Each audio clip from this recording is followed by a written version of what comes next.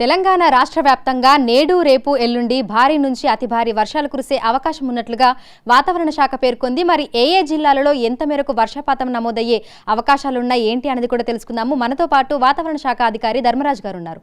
మిగతా విషయాలను ఆయన మాటల్లోనే అడిగి తెలుసుకుందాం. నమస్తే సార్. సార్, ఈ రోజు రేపు ఎల్లుండి దాదాపు చాలా జిల్లాలకి అతి భారీ వర్షాల సూచనను కూడా ఇచ్చారు. ఏ జిల్లాలలో ఎంత మేరకు వర్షపాతం నమోదయ్యే అవకాశాలు ఉన్నాయి? ప్రస్తుతం కనుక చూసుకున్నట్లయితే వాతావరణ సూచికలుగా ఉన్నటువంటి ప్రస్తుతం సినాప్టిక్ కండిషన్ కనుక చూసుకున్నట్లయితే ప్రస్తుతం ఈశాన్య బంగాళాఖాతంలో ఒక ఉపరితల చక్రవాకం అనేది కొనసాగుతుంది. ఇది రానున్న కొన్ని గంటల్లో ఇది అల్పపీడనంగా మారి దీనికి అనుసంధానంగా ఒక ద్రోణి కూడా ఇటు ఉత్తర ఆంధ్ర నుంచి మన తెలంగాణ రాష్ట్రం వైపుగా కదిలే అవకాశం కూడా కనిపిస్తుంది. ఎప్పుడైతే ఇది అల్పపీడనంగా ఏర్పడుతుందో అప్పుడు మన తెలంగాణ రాష్ట్రం మీద తీవ్రతతో కూడినటువంటి వర్షం అనేది రాష్ట్రం అంతటా కూడా నమోదయ్యే అవకాశం అయితే కనిపిస్తుంది. ముఖ్యంగా చూసుకున్నట్లయితే ఈరోజు కనుక చూసుకుంటే ఉత్తర తెలంగాణ జిల్లాలు అలాగే ఈ యొక్క ఆరెంజ్ హెచ్చరికలు అనేవి జారీ చేయడం జరిగింది. ఇటు ఆదిలాబాద్, కొమరంభీం, నిర్మల్, మంచిర్యాల్, పెద్దపల్లి జిల్లాలతో పాటు జయశంకర్, భూపాలపల్లి, ములుగు, భద్రాద్రి కొత్తగూడెం, మహబూబాబాద్, వరంగల్, హనుమకొండ జిల్లాలకు ఈరోజు ఆరెంజ్ హెచ్చరికలు అంటే భారీ వర్ష సూచనలు అనేవి కొనసాగే అవకాశం అయితే కనిపిస్తుంది. ఈ జిల్లాల్లో సుమారు 11 సెంటీమీటర్ల నుంచి పైబడే వర్షపాతం అనే వర్ష తీవ్రతతో కూడినటువంటి వర్షాలు వచ్చే అవకాశం కూడా కనిపిస్తున్నాయి. మిగిలిన జిల్లాలు కనుక చూసుకున్నట్లయితే నిజామాబాద్, జగిత్యాల్, రాజన్న సిరిసిల్ల, కరీంనగర్, సిద్దిపేట, మెదక్, సంగారెడ్డి జిల్లాలతో పాటు యాదాద్రి భువనగిరి, నల్గొండ, సూర్యాపేట, ఖమ్మం ఈ జిల్లాలకు మాత్రం భారీ వర్ష సూచన అనేది కొనసాగే అవకాశం అయితే కనిపిస్తుంది. ఇక్కడ కనుక చూసుకున్నట్లయితే 7 సెంటీమీటర్ల వరకు కూడా వర్ష తీవ్రత కొనసాగే అవకాశం అయితే కనిపిస్తుంది.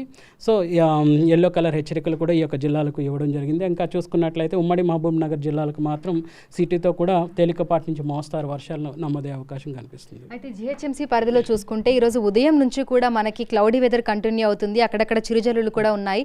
మరి సాయంకాలం సమయంలో పరిస్థితి ఏ విధంగా ఉండే అవకాశం ఉంది అంటారు?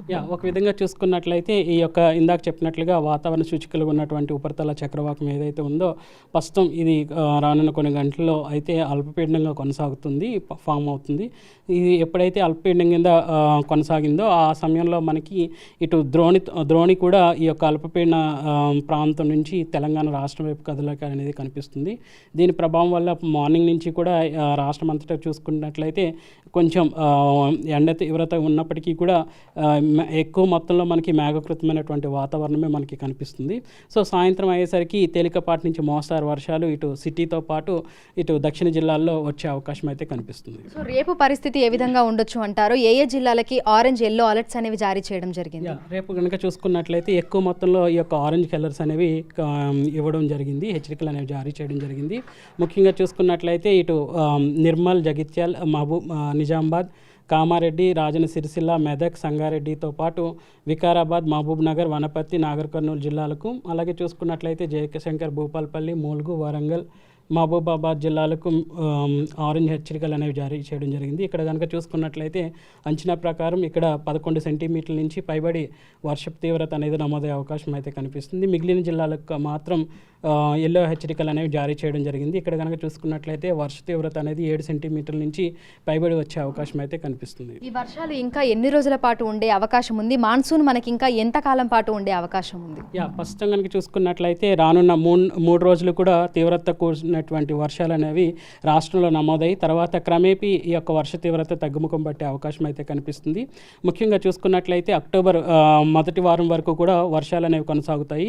తర్వాత కనుక చూసుకున్నట్లయితే మనకి అక్టోబర్ 2వ వారం మొదటి రోజు కానీ 2వ రోజు కానీ ఈ యొక్క ఉపసంహరణ, నైరుతి ఋతుపవనాల ఉపసంహరణ అనేది రాష్ట్రం నుంచి కూడా వెళ్ళే అవకాశం కూడా కనిపిస్తుంది. సో ఈ అతి భారీ వర్షాల నేపథ్యంలో జిల్లాలలో ఉన్నటువంటి యంత్రాంగాన్ని ఏ విధంగా అప్రమత్తం చేస్తున్నారు? రైతులకి ఎట్లాంటి సూచనలు జారీ చేస్తున్నారు? ముఖ్యంగా చూసుకున్నట్లయితే ఈ యొక్క వాతావరణాన్ని అంచనా వేస్తూ ప్రస్తుతం ఏ జిల్లాల్లో మనకి భారీ వర్షాల నుంచి అతి భారీ వర్షాలు నమోదవుతున్నాయో ఆ జిల్లాలకి ఎప్పటికప్పుడు హెచ్చరికలు అనేవి జారీ చేయడం, ఈ జారీ చేసినటువంటి హెచ్చరికల్ని ముఖ్యంగా ఆయా జిల్లాల్లో ఉన్నటువంటి ఎవరైతే ప్రభుత్వ శాఖలకు పంపించడం అనేది కూడా జరుగుతుంది.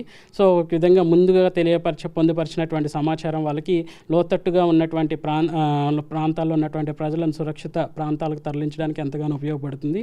ఇంకా రైతాంగం రైతాంగానికి వచ్చేసరికి ముఖ్యంగా మనకి అగ్రికల్చర్ యూనివర్సిటీస్ నుంచి వచ్చేటువంటి సమాచారాన్ని స్వీకరించి ఈ యొక్క వాతావరణానికి సంబంధించినటువంటి సమాచారాన్ని కూడా అందులో పొందుపరచడం వల్ల ఈ యొక్క నివేదికలు కూడా రైతాంగానికి ఇటు ఆయా జిల్లా కలెక్టర్స్ కూడా ఎప్పటికప్పుడు అందజేయడం జరుగుతుంది. ముఖ్యంగా ఏ పంటలకైతే ఎక్కువ నీరు అనేది అవసరమో ఎక్కువ వర్షాలు వచ్చే అవకాశం ఉంది కాబట్టి నీరు తక్కువగా తీసుకునే పంటల్లో మాత్రం నీరును నిలవ ఉండకుండా చిన్న చిన్న కాలువల్లా తీసి నీరు ఎప్పటికప్పుడు వర్షపు నీరు ఎప్పటికప్పుడు బయటకు అనేది పంపిస్తూ ఉండాలి.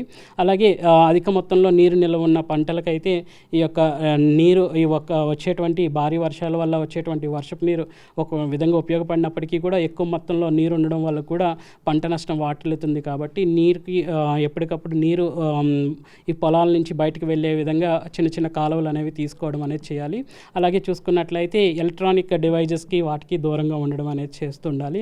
ఇటు చూసుకున్నట్లయితే ఉరుములు మెరుపులతో పాటు ఈదురుగాల ప్రభావం కూడా ఉంటుంది కాబట్టి షార్ట్ సర్క్యూట్స్ అయ్యే అవకాశాలు కూడా ఎక్కువగా ఉంటాయి. కాబట్టి ఎప్పుడైతే నల్ల మబ్బు అనేది ఆకాశంలో చూసినప్పుడు రైతాంగం ముఖ్యంగా రైతులు మాత్రం ఈ యొక్క మబ్బులు చూసినప్పుడు మాత్రం ఎలక్ట్రానిక్ డివైజెస్కి దూరంగా ఉండటం, శిథిలమైనటువంటి భవనాల్లో కూడా ఆ యొక్క సమయాల్లో సేద తీరడం అనేది కూడా చేయకూడదు.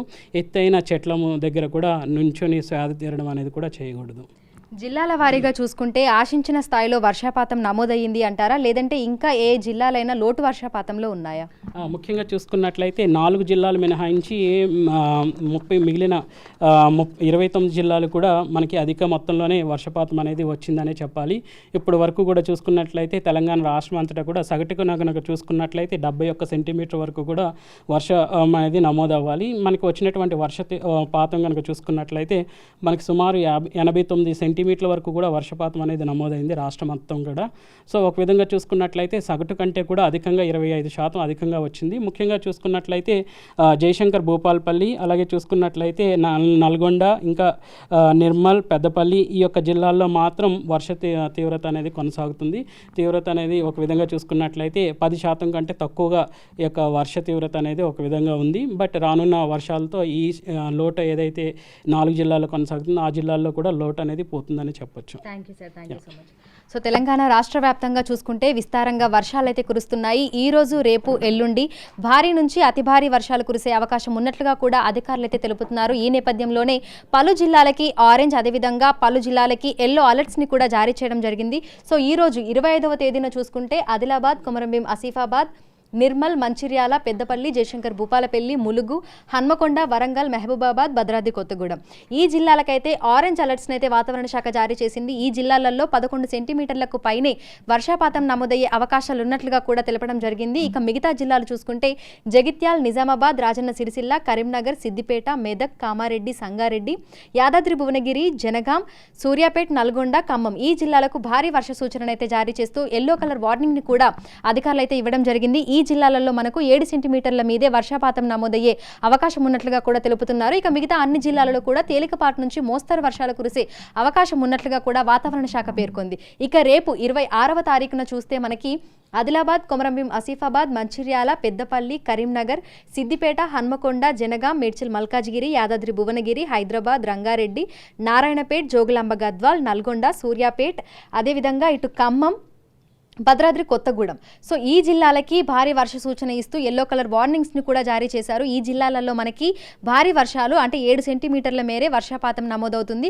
ఇక మిగతా జిల్లాలు నిర్మల్, జగిత్యాల, రాజన్న సిరిసిల్ల, నిజామాబాద్, కామారెడ్డి, మెదక్, సంగారెడ్డి, వికారాబాద్, మహబూబ్ నగర్, వనపర్తి, నాగర్ కర్నూల్, మహబూబాబాద్, వరంగల్, జయశంకర్ భూపాలపల్లి, ములుగు ఈ జిల్లాలలో అతి భారీ వర్షాలు కురిసే అవకాశం ఉన్న నేపథ్యంలో ఆరెంజ్ కలర్ వార్నింగ్స్ని కూడా అధికారులు అయితే ఇవ్వడం జరిగింది. సో జిల్లాలలో ఉన్నటువంటి ప్రజలు అప్రమత్తంగా ఉండాలని, భారీ వర్షాలు కురుస్తున్నటువంటి సమయంలో అత్యవసరమైతే తప్ప బయటకు రాకూడదు అని అక్కడున్నటువంటి అధికార యంత్రాంగంతో పాటు ప్రజలకి కూడా ఎప్పటికప్పుడు వాతావరణ శాఖ కేంద్రం నుంచి అలర్ట్స్ అదేవిధంగా సూచనలు కూడా వెళ్తూనే ఉన్నాయి. విడుదల వినోద్తో అంజుమ, బిగ్ టీవీ, హైదరాబాద్.